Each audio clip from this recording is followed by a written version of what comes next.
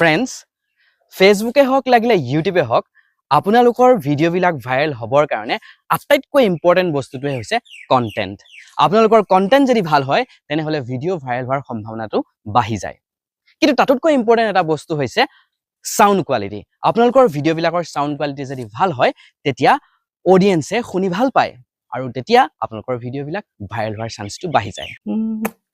গতিকে তাৰ বাবে আপোনালোকক এটা মাইকৰ বহুত প্ৰয়োজন, যিটোৱে আপোনালোকৰ স্মাৰ্টফোনতো কাম দিয়ে আৰু DSLRতো কাম দিয়ে, আৰু যিটোৰ দাম প্ৰায় এক্সপেঞ্চিভ যিবিলাক আজিকালি মাইক আছে তাতকৈ বহুত কম হয় আৰু যিটো ৱায়াৰলেছ হয়। গতিকে আজি মই আপোনালোকক এনেকুৱা এটা মাইক দেখুৱাম যিটো মাইকৰ দাম দামী দামী মাইক যিমানবিলাক আছে ৰ'ড ধৰি লওক আৰু যিমানবিলাক দামী মাইক আছে তাতকৈ যথেষ্ট কম হয় আৰু যিটোৰ কোৱালিটি বহুত ভাল আৰু যিটোৱে আপোনালোকৰ smartphone, smart camera, action camera, DSLR সকলোতে কাম দিয়ে। গতিকে দেৰি নকৰি আহক আনবক্সিং কৰি লওঁ। Let's gate started. তো ফ্ৰেণ্ডছ, এনেকুৱা ধৰণে আপোনালোকে বক্সটো পাব। ইয়াত লিখা আছে 2-in-1 ৱায়াৰলেছ মাইক্ৰফোন চিষ্টেম। তাৰপিছত ইয়াৰ বাহিৰত যিখিনি কথা লিখা আছে মানে ইয়াৰ ৰেঞ্জটো হৈছে 40 মিটাৰ আৰু এবাৰ ইয়াক চাৰ্জ কৰিলে আপোনালোকে 6 ঘণ্টা পৰ্যন্ত ইউজ কৰিব পাৰিব। মানে ইণ্ডিভিজুৱেলি যদি ইউজ কৰে তেতিয়া 6 ঘণ্টা প্লাছ 6 ঘণ্টা মানে 12 ঘণ্টা ইউজ কৰিব পাৰিব, যিহেতু ইয়াত দুটা ট্ৰান্সমিটাৰ আছে আৰু ৰিচিভাৰটো আপোনালোকে এক্সট্ৰাকৈ চাৰ্জ দিব লাগিব। তাৰপিছত আৰু এটা ইম্পৰ্টেণ্ট কথা হৈছে প্ৰফেশ্যনেল নইজ কেঞ্চেলেশ্যন। গতিকে ই বহুত ধুনীয়াকৈ কাম কৰে, সেইটো আমি এতিয়া চাম, বাহিৰত টেষ্ট কৰি চাম। তাৰপিছতে আৰু ইম্পৰ্টেণ্ট কথাটো হ'ল ই DSLR, স্মাৰ্টফোন সকলোতে ব্যৱহাৰ কৰিব পাৰে। তো ইয়াৰ ভিতৰত আমি চাওঁ এতিয়া কি আছে। ফ্ৰেণ্ডছ, যেতিয়া আপোনালোকে ইয়াৰ বক্সটো অ'পেন কৰিব তেতিয়া প্ৰথমতেই দেখিব ডিজিটেকৰ এটা ব্ৰেণ্ডিং। তাৰপিছত আছে DWM-116ৰ চাৰ্জিং কেছ আৰু এই কেছটো অ'পেন কৰাৰ লগে লগে ওলাই পৰিব আপোনালোকৰ মেইন প্ৰডাক্ট। মানে ইয়াত আপোনালোকে দেখিবলৈ পাব দুটা মাইক্ৰফোন আৰু এটা ট্ৰান্সমিটাৰ। আটাইতকৈ ভাল লগা কথাটো হ'ল যেতিয়া আপুনি ইয়াক অ'পেন কৰিব, অ'পেন কৰাৰ লগে লগে আকৌ এক্সট্ৰাকৈ কানেকশ্যন কৰিবলৈ দৰকাৰ নাই। অ'পেন কৰাৰ লগে লগে ই অট'মেটিক কানেক্ট হৈ যায় মাইক্ৰফোনৰ লগত। তাৰপিছত Type-C কেবলৰ দ্বাৰা যেতিয়া আমি এই কেছটো চাৰ্জ কৰোঁ তেতিয়া ইয়াতে দেখিছে ইয়াত ডিছপ্লে হৈ যায় কিমান % চাৰ্জ আছে। That's interesting. তাৰপিছত এইটো বক্সৰ পাছত আমি আৰু এটা বক্স পাইছোঁ। ইয়াৰ ভিতৰত আমি কি কি পাওঁ সেইটো চাই লওঁ। ইয়াৰ ভিতৰত আমি এইখিনি বস্তু পাম, এয়া দেখিছে। তো প্ৰথমতে আমি পালোঁ এডাল DSLR লগত কানেক্ট কৰিবৰ কাৰণে দিছে।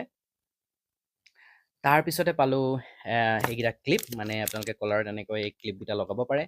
তাৰপিছত পাইছোঁ এই দুটা OTG, মানে ইয়াত আপোনালোকে এণ্ড্ৰইড আইফোনৰ লগত কানেক্ট কৰিব পাৰে, দুটা দিয়া হৈছে। তাৰপিছত পাইছোঁ এই দুটা উইণ্ডশ্বিল্ড, মানে বতাহত আমি ইউজ কৰিব পাৰোঁ ধুনীয়াকৈ। আৰু এইডাল হৈ গ'ল Type-C কেবল। ফ্ৰেণ্ডছ, এতিয়া মই আছোঁ আমাৰ ৰাস্তাত আৰু এতিয়া গাড়ী গৈ আছে ইয়াত। এতিয়া মই নইজ কেঞ্চেলেশ্যনটো অন কৰি থৈছোঁ, গতিকে আপোনালোকে চাউণ্ডৰ কোৱালিটিটো কেনেকুৱা হৈছে সেইটো অনুভৱ কৰিব পাৰে। আৰু মোৰ ডিষ্টেঞ্চটো দেখিছে, মই মোবাইল ফোনৰ পৰা প্ৰায় 20 মিটাৰমান আঁতৰত ৰৈ আছোঁ আৰু এতিয়া মই পূৰা 40 মিটাৰ আঁতৰলৈ আহি আছোঁ। আৰু আপোনালোকে মোৰ চাউণ্ডটো কিমান শুনা পাইছে মই ধৰিব পৰা নাই, নিজে চালে গম পাম। গতিকে আপোনালোকে ক'ব। এতিয়া মই বহুত আঁতৰলৈ গুচি আহিলোঁ ইয়াৰ পৰা আৰু মোৰ নইজ কেঞ্চেলেশ্যনটো অন হৈ আছে। পুনৰ মই এতিয়া আগলৈ আগবাঢ়ি যাম আৰু নইজ কেঞ্চেলেশ্যনটো মই অন কৰি থৈছোঁ।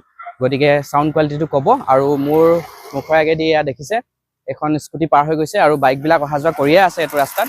গতিকে আপোনালোকে মোৰ নইজ কেঞ্চেলেশ্যনটো নইজটো কিমান ইয়াত ৰিডিউচ হৈছে সেইটো চাই মেলি জনাব। এতিয়া মই নইজ কেঞ্চেলেশ্যনটো অফ কৰি দিম।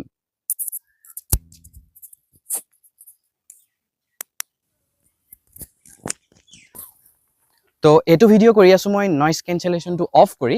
গতিকে এতিয়া আপোনালোকে চাউণ্ড কোৱালিটিটো কেনেকুৱা শুনা পাইছে সেইটো ক'ব। আৰু এতিয়া মই অকণমান আঁতৰলৈ গুচি যাওঁ। এতিয়া আঁতৰলৈ গৈছোঁ মই এতিয়া অলম'ষ্ট প্ৰায় মই 30 মিটাৰ ৰেঞ্জত আহি গৈছোঁ। 40 মিটাৰলৈকে ই কভাৰ কৰে।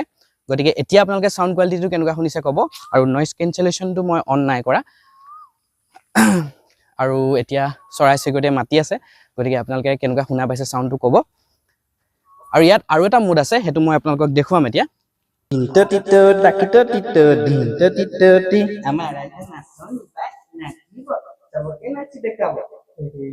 তাৰপিছত ইয়াত এটা মুড আছে, সেইটো হৈছে ৰিভাৰ্ব মুড, যিটো মই অন কৰি থৈছোঁ দেখিছে।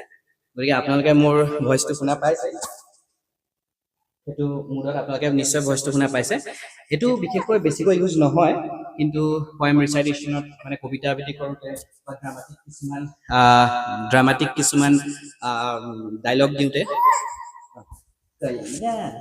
আৰু কিছুমান ড্ৰামাটিক চিনত এইটো ইউজ কৰিব পাৰে, কিছুমান ডায়লগত এইটো ইউজ কৰিব পাৰে আৰু শুনিবলৈও বহুত ভাল লাগে। ৰিভাৰ্ব মোডটো আপোনালোকে নিশ্চয় শুনা পাইছে, গতিকে এইটো আপোনালোকে চাব পাৰে। এয়া দেখিছে এইটো ৰিভাৰ্ব মোডটো অন হৈ থাকে।